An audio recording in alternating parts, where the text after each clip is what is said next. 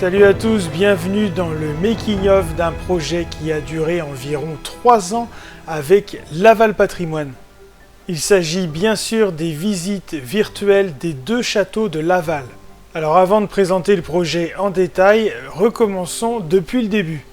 Ça fait 3 ans que je survole la ville de Laval pour modéliser en 3D la plupart des monuments. Tout cela dans le but de pouvoir les imprimer avec mon imprimante 3D, d'en créer une sculpture qui va permettre aux personnes malvoyantes de découvrir les formes et de pouvoir appréhender l'architecture par le toucher. Beaucoup de projets dérivés ont été créés dans le but de faire des animations très ludiques pour les enfants. Avec Stéphane Ilan de Laval Patrimoine, on a donc eu l'idée de tout rassembler et de créer une map complète de la ville pour pouvoir en faire des visites 3D.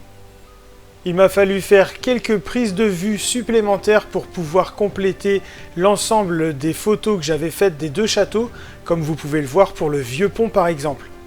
Après avoir modélisé le vieux pont et quelques rives de la Mayenne, j'ai pu assembler l'ensemble. J'ai récupéré le modèle 3D de la cathédrale que j'ai intégré pour pousser le détail au maximum.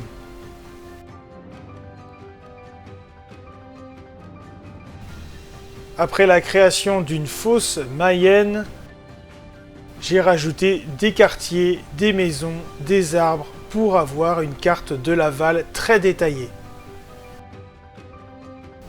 On est plutôt pas mal au niveau réalisme de la carte. Je rajoute un ciel et c'est parti pour les intérieurs.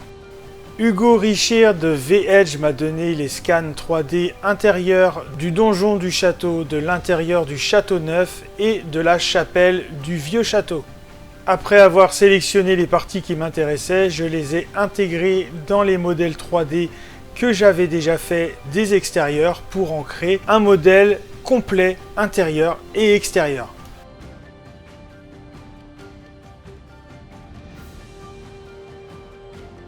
La fusion étant faite, c'est parti, j'ai plus qu'à créer des mouvements de caméra pour créer la cinématique que vous avez sans doute dû voir pour le teaser de Laval Urbex.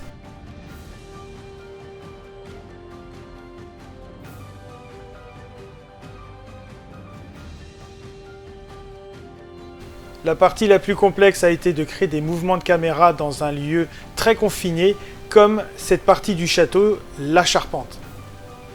On passe à l'intégration de la chapelle qui se trouve dans le sous-sol du vieux château.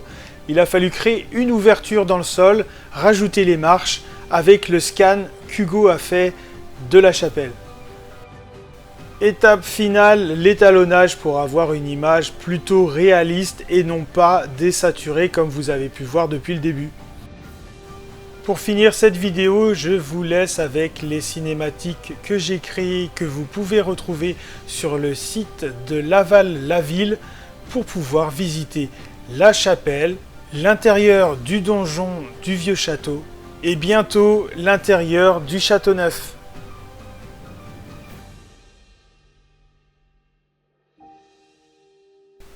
Le tout a été commenté par la voix reconnaissable de Nota Bene que vous pouvez trouver sur YouTube, sur TikTok, sur Instagram, vraiment tous les réseaux.